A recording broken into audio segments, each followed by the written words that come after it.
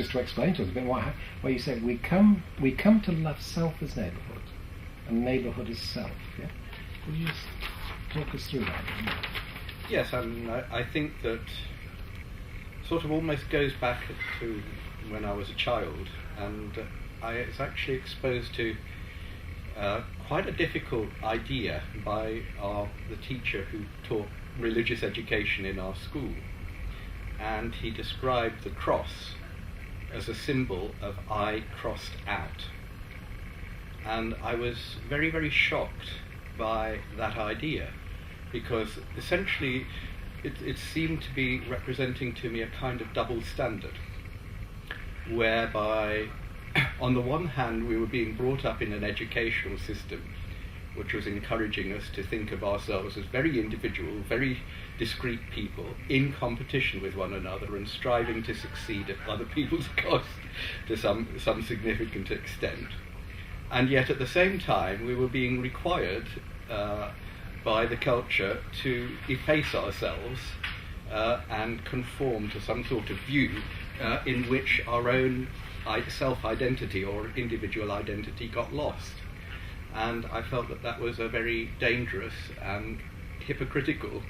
way of thinking, and it stayed with me for a very, very long time and sort of affected me in all sorts of ways in regard to my own behaviour, the sort of double standard on the one hand trying to be supremely competitive, and I was, of course. I did very well academically and all the rest of it and things for a long, long while. But on the other hand, somehow putting everyone else before yourself. And it never seemed to make real sense to me, because I felt that actually it was very important to love yourself as other, yeah? And not to sort of have the idea of loving other instead of self, but to actually understand other as self. And it's sort of that question of how do you actually express and understand this view, generally speaking. And then it sort of related also to my great experience and passion as a natural historian. You know, a love of life, love of nature, love of the ability to go out and recognise a zillion different kinds of plants and fungi, carry 3,000 Latin names in my head, not because of something which gives me a sense of power over nature, but because it sort of enables me to have a sense of recognition of living forms. And I suppose generally what gradually began to happen for me is just in understanding, well, why do I get so passionate about, and I share it with students and everything else, you know, when I let myself go I get very, very passionate about my love of natural form, and why and how and why does it move me so. And I gradually started to realise that why it moves me so is just a sense of true empathy, in which when one is looking out on the natural world, rather than seeing the natural world as something outside yourself, you understand it as somewhere that is flowing into yourself, that you yourself are somehow are in a fluid terms an inclusion of what you're observing, and at the same time your life is flowing out to what you're observing. So you understand yourself as